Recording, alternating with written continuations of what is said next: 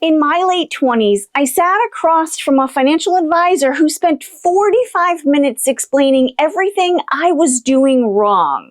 And I remember walking out to my car, sitting there for a second and thinking, I'm a failure with money. That's just who I am. I said it out loud and I believed it. And I built my whole financial life around that story for the next few years. Here's what I know now. That sentence wasn't a fact. It was a story.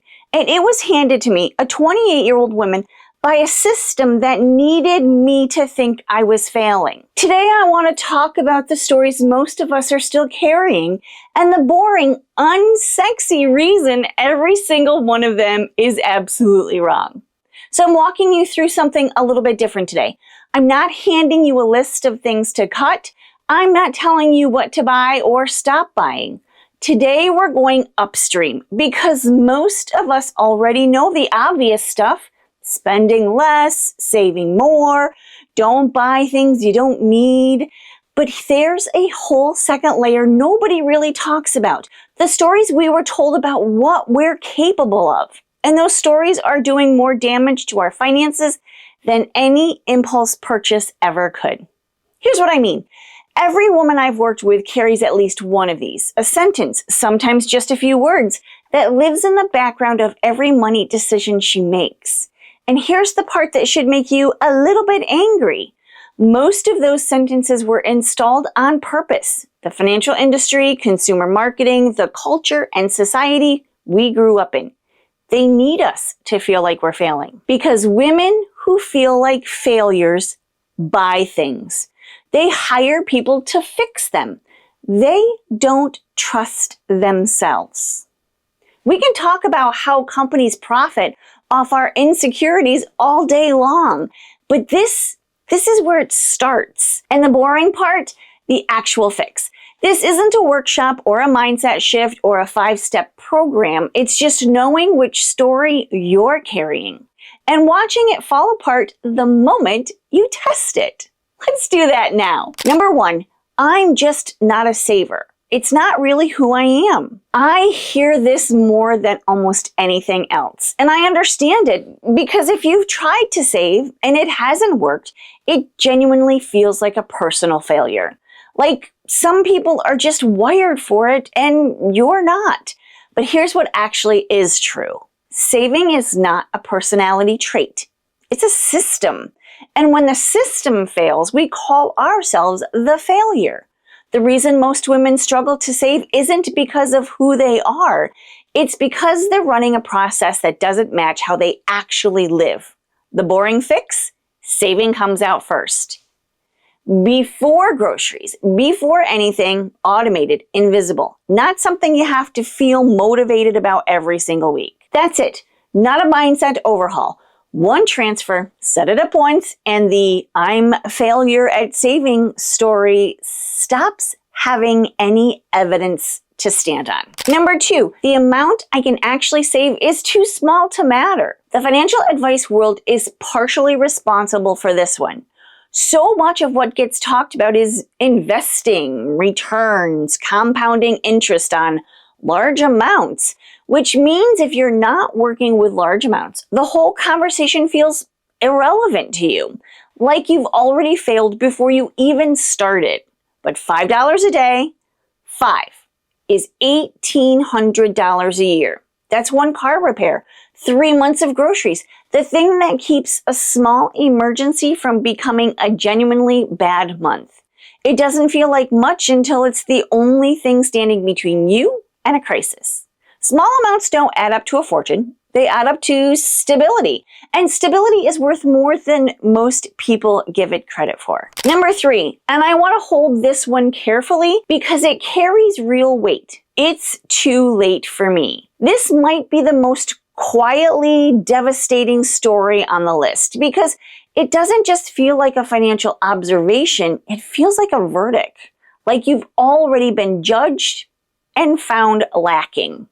And I want to say this as plainly as I can, the math almost never agrees with that verdict. Someone who starts putting away $200 a month at 55 has over $14,000 in 5 years before interest. Now, that's not retire on the beach money, but it's options, a cushion, the ability to stop making decisions from a place of panic. The "it's too late" story is one of the most expensive ones we carry because it makes us stop before we start, and that's exactly what it was designed to do.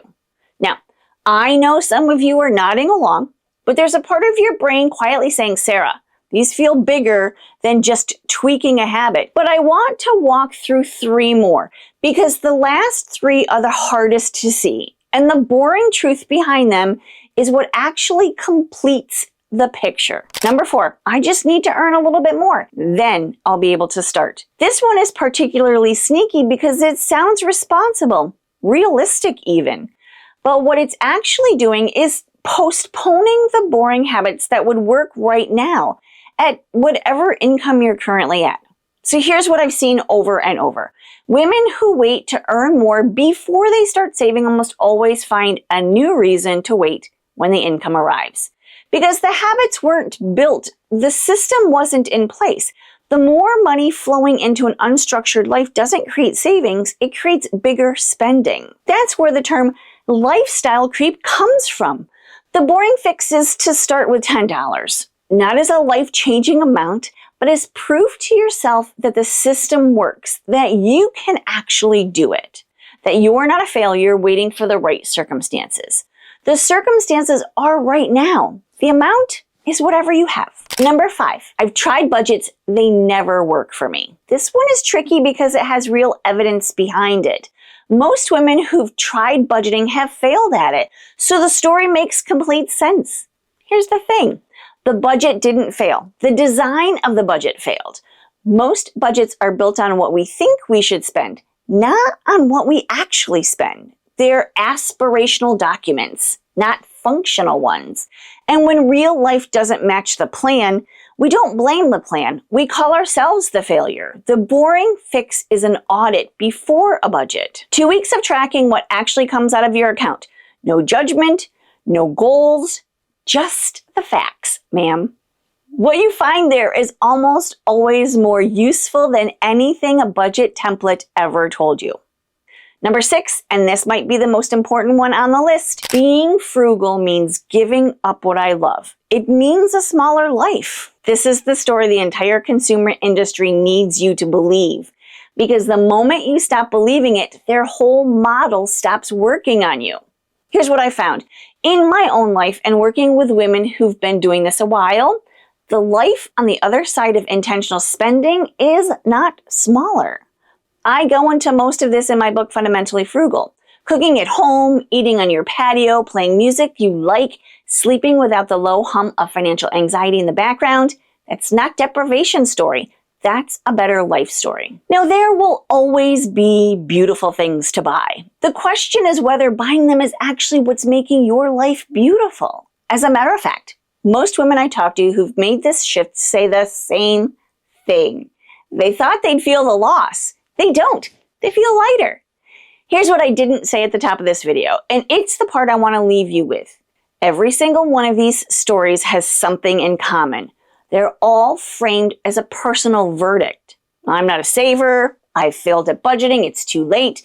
I need more before I can start. Every story points the finger at you, at your discipline, your timing, your income, your personality. None of them point at the system. These stories don't just make us feel like failures, they keep us passive, and passive people are easy to sell to. They don't need to be persuaded, they just need to be told what to do next. That's not a coincidence.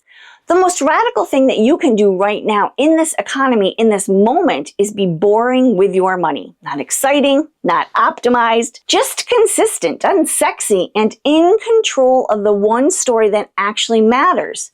The one you're telling yourself. So here's the only action I'm giving you today. Pick one. Pick the story on this list that you recognized when I said it. The one that made you think, yeah, that one's mine. Not to beat yourself up over it, not to fix it today, just to name it. Because you cannot challenge a story you haven't named yet. The boring truth is that most of us aren't failing at money. We've been carrying a story about ourselves that was never really ours in the first place. And that's the proof. That's really the takeaway. If this video spoke to you, don't forget to like, share, subscribe, please, and watch this video next.